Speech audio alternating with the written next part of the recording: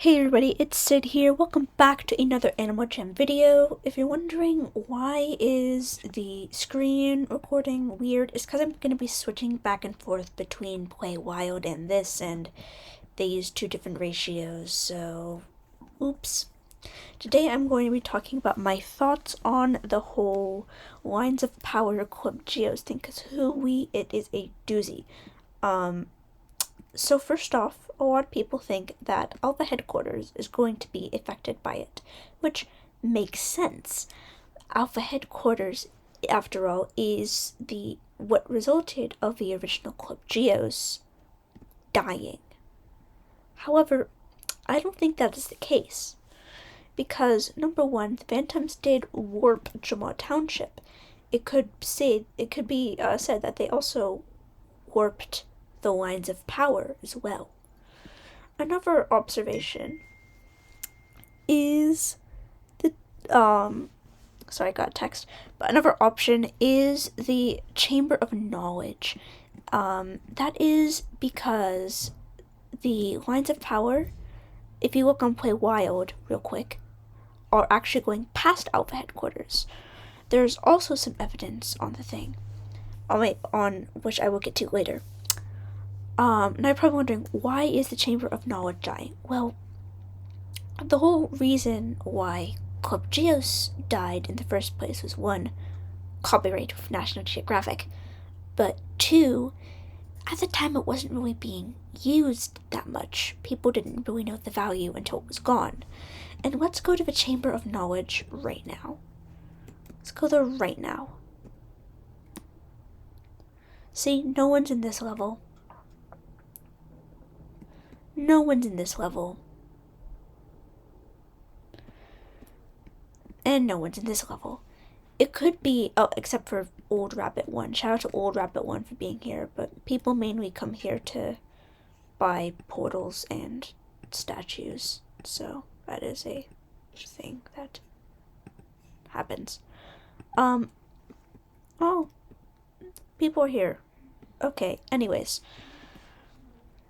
So the Chamber of Knowledge could be a thing, which it's kind of sad because it's been here for such a long time. But it does make sense that maybe some of the Alpha stuff would be moved here because it's artifacts of Jamaa's history. So that is one possible thing. Will it happen on Play Wild? I don't know. Will it happen here? I don't know. But I don't think Alpha Headquarters is in danger. Because if they did do that, then they wouldn't have done the whole twisting Jamaa thing. They would have just taken down Alpha Headquarters. Let's go to Play Wild a bit. Again, if we look at the Lines of Power, we see them kind of go past Alpha Headquarters a bit. If you look at a certain angle, Bonkers Bourgeois did show this. That if you look from a certain point of view, then Alpha Headquarters is actually not the target. Another clue that this is referring to the Chamber of Knowledge is their location on the map. This is Alpha Headquarters, and right behind there is Chamber of Knowledge. The same thing is true on Classic. You have Alpha Headquarters, there's a straight line leading right towards the Chamber of Knowledge. Another interesting thing is Greeley. Now, Greeley is a very interesting character in all of this. If we go towards him, he says another random thing, like Darkseid, which we will get to later. But one of his randomly generated quotes is, okay, deeper than Alpha Headquarters. You discover the next target. Yes, that's what we're trying to discover right now. Okay, wait for it to wear off, and okay. It's gonna take a while to get to there, but he does say something very interesting that has to do with knowledge is more important than the buildings that house it. There we go. The one thing that has to do with knowledge is the Chamber of Knowledge. At first I was thinking of Headquarters, because they contain knowledge of Jamaa's history and mythology. But the Chamber of Knowledge is like a library where all of it is kept. I think the Chamber of Knowledge is next for whatever reason. Next up, we are going to be talking about light side and dark side. So, light side and dark side is I can tell this is very heavily inspired by, well, the light side and dark side of the Force in Star Wars. In Star Wars, the Force resides in us all, and so does the light side and dark side. If we take a look at this thing, we say that light side comes from peace, imagination, and clarity, and dark side comes from power, emotion, and initiative, and how they're in us as well. For the longest time, Jamaa has been powered by light side force. This is what we've been using in adventures, this is the energy we've been using, which makes sense. If you see a lot of things that Myra and Zios use, the power is blue, just as the light side. And a lot of the Phantoms are using is a more indigo purple color, which is the dark side. Now, Greeley is encouraging us to use the dark side because it has more power, and perhaps it might help us defeat the Phantoms to use their own medicine. I'm not really sure on the whole light side and dark side thing, as this was just introduced, and we just seem to be different facets of energy. If we use the dark side, then this could unlock a whole nother slew of things, but if we use the light side, we'll be continuing to use our status quo. I, for one, am curious on what happens if we keep on using the dark side, like Greeley says. And a lot of people think Greeley is working with the Phantoms, but I don't believe that is so. Greeley has always been a morally great character. If you look at stuff in AJ Classic, he does a lot of things where he works with the Phantoms. If we go to Alpha Headquarters right now, not the Diamond Shop, if we go to Alpha Headquarters right now, we can see stuff about Greeley right here. Greeley spends his time alone in the shadows, even those close to him have no idea what he's up to. He also is known for being a spy with the Phantoms. He sometimes works with them as a double agent. This is more information on Phantoms. Alpha Headquarters is a very, very good thing. Greeley does a lot of research and stuff. He goes undercover. And he is probably our best bet when it comes to intel on the light side and dark side. I personally think we can trust Greeley in this one time. Greeley would not be a Wolf Alpha if he was not to be trusted, in my opinion.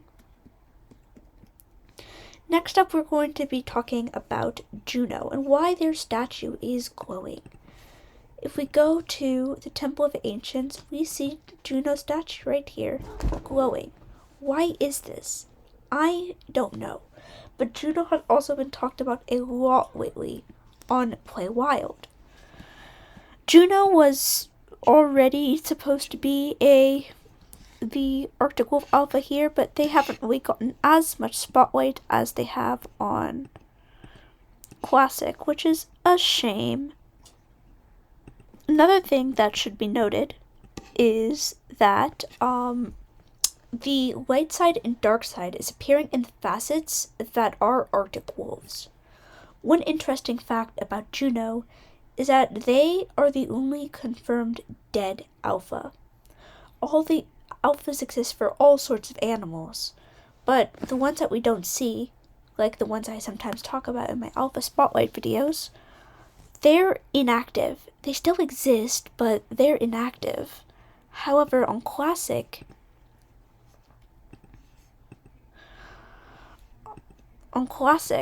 Juno sacrificed themselves to save Jamaa, which means they're dead or they're gone. This means that right now, Arctic wolves don't have an alpha, and this could be why they're very susceptible to light side and dark side energy, because they don't have anyone to balance it. Juno could be the key to all of this, but since they're gone, we'll never know, unless there's a way to bring Juno back, which I personally am not sure of. The next thing I want to talk about is the Animal Jam multiverse theory. So, there's a series of scrolls on AJ Classic that are talking about the multiverse. But one thing I want to talk about is the layout of Jamaa Township. Jamaa Township and Classic and Play Wild have always been different. While Classic has had a more vertical layout of Jamaa that goes up and down, with a little outcrop Grove on the right, Play Wild has a mainly one that's horizontal, going from left to right with little alcoves on the top. There's no really bottom area of Jamaa Township. Because of this, a lot of the buildings are moved around in relation to what it is on Classic. One of the most notable is the Pillow Room being close to Temple of Zyos. And when the Phantoms rearranged Jamaa on Animal Jam Classic, where did the Pillow Room move to? None other than close to the forest path leading to the Temple of Zyos. Another thing that's interesting is that the Phantom Dimension has been confirmed to exist in AJ Classic. At first, it was just a thing for Play Wild, and the Phantoms have had a separate lore. All of the lore on Play Wild is completely separate from the lore on Classic, although they're both derived from the same source. However, while Play Wild got a lot of their early lore facets based on Classic, Classic has not really borrowed anything from Play Wild until now. This scroll from Greeley talks about the Phantom Dimension. Phantoms are able to travel between the Phantom Dimension and Jamaa. To remain stable, the Phantom Dimension must draw upon power from multiple sources. We have yet to identify them all. One of the sources that Greeley's alternate self has determined is the music in Jamaa, although this Greeley doesn't know that, and we know these are different versions of the game for other reasons, which I will show you soon. The scroll that is right next to the Wild Explorer's tent reads the following: Different worlds.